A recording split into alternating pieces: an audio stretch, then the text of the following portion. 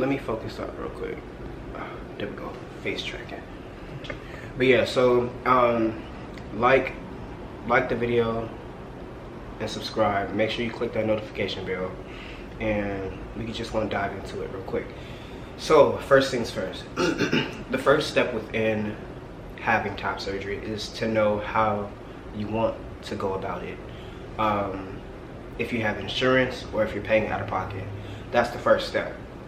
So if we're gonna break this down in bullet points, step number one is, are you paying out of pocket or are you using insurance? That's step number one. Step number two is finding a surgeon that either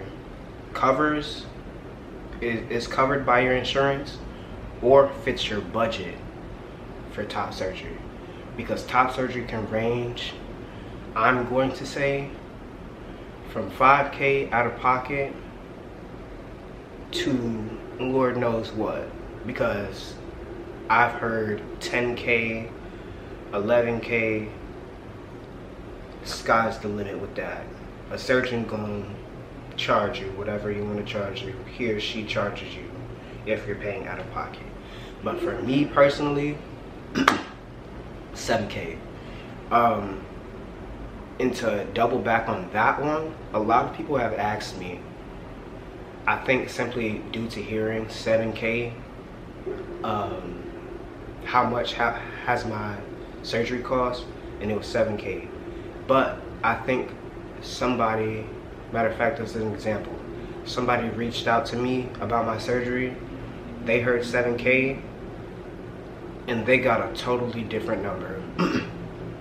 Their number was like around 9K, and I told them it was most likely because of their chest size. So don't go off another person's numbers. That's another thing. Everybody is different. Everybody's transition is different. What's going on out there? Everybody's transition is different, specifically in reference to bodies. So step one, figure out what you're doing out of pocket or insurance.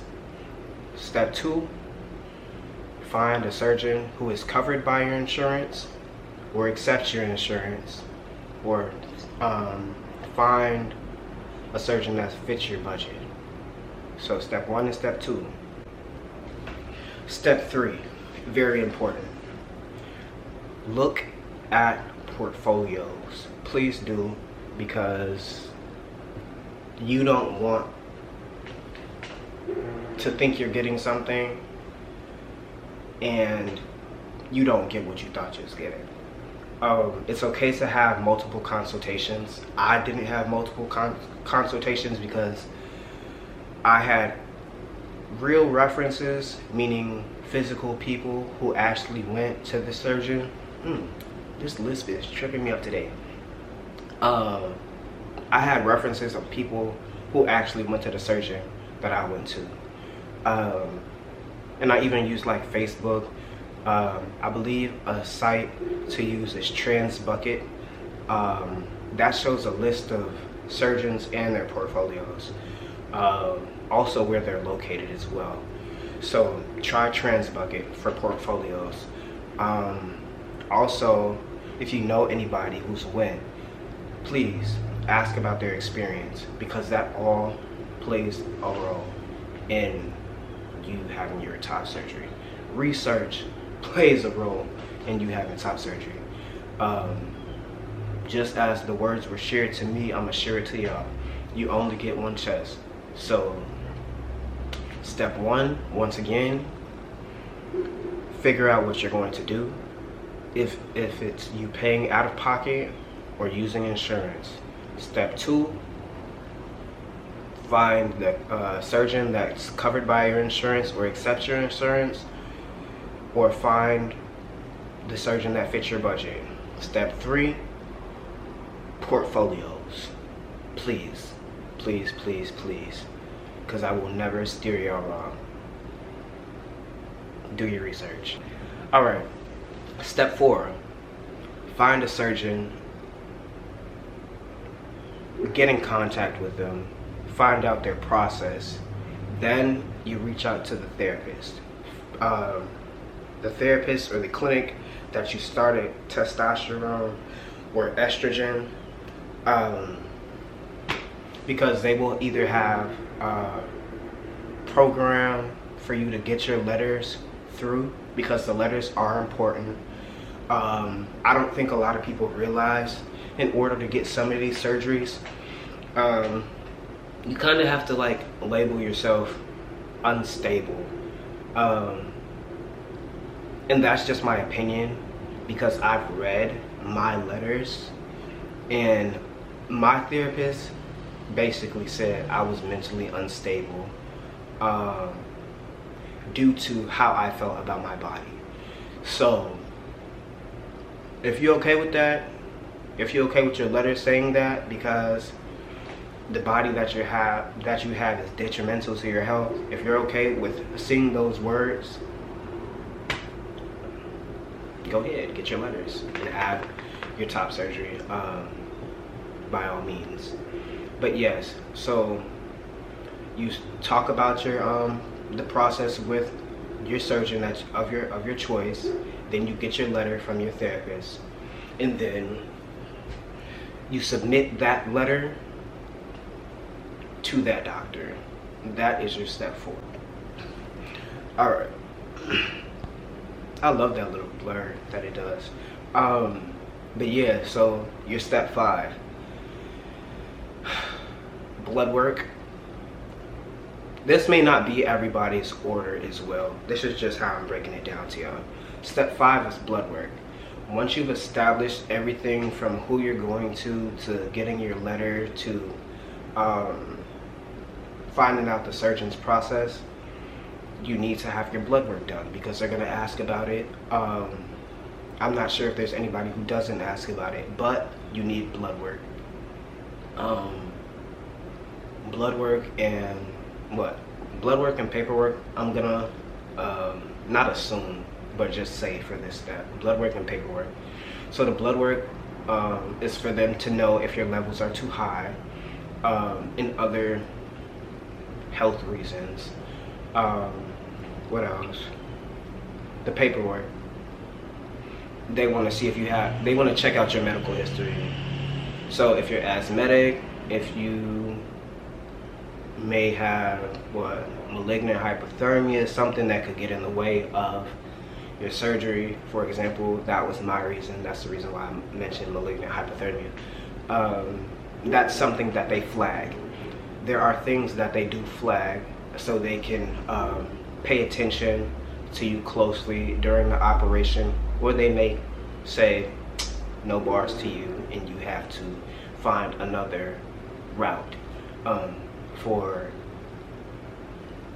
your surgery, or you may not be able to have surgery, because I do know somebody who hasn't been able to have top surgery. I think it was something because of like how their skin healed.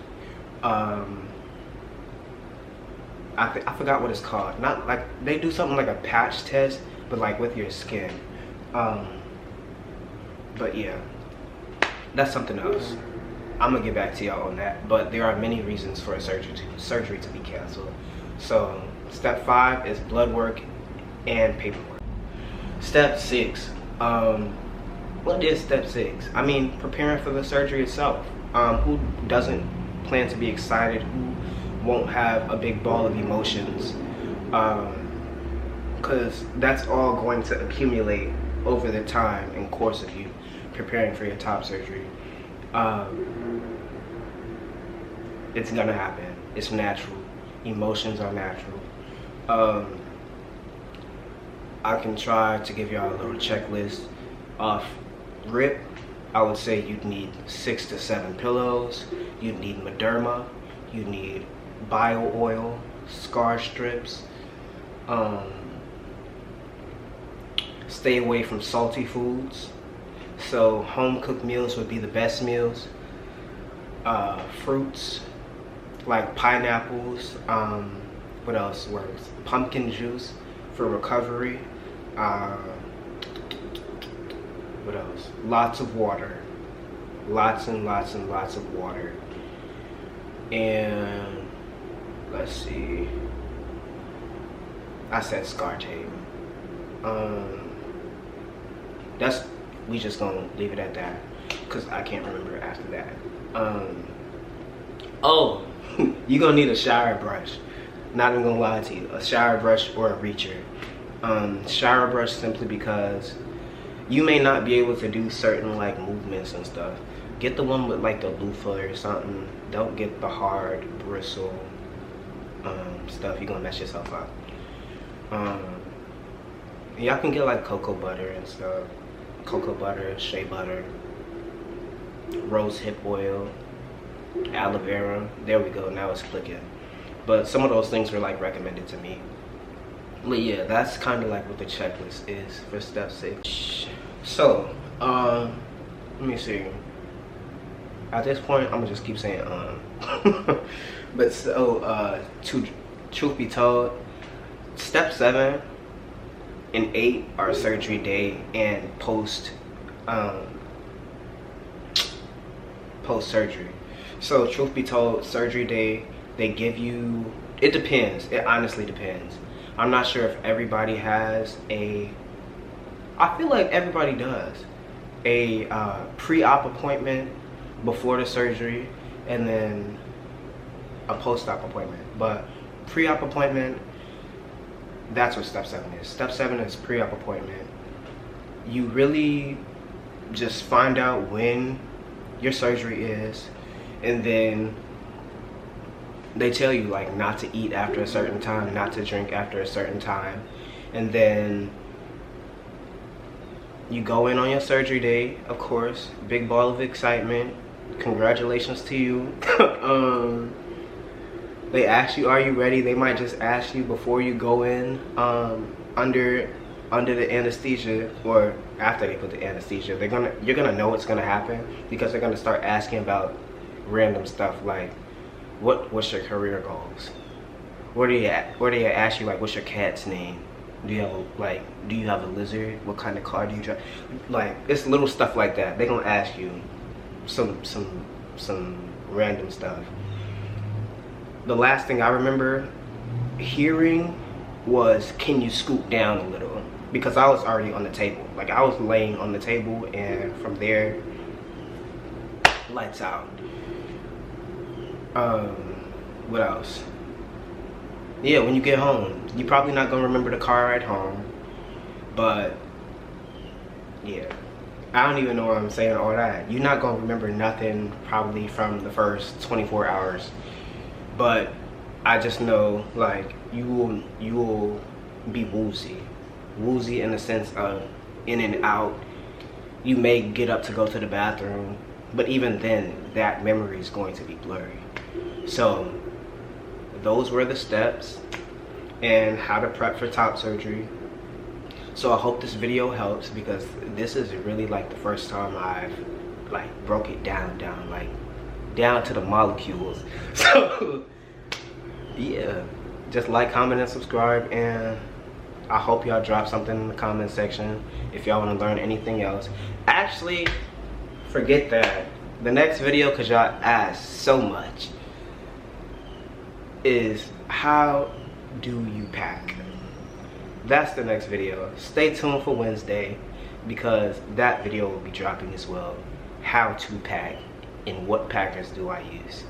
But until Wednesday, we gonna see if y'all can keep up with y'all.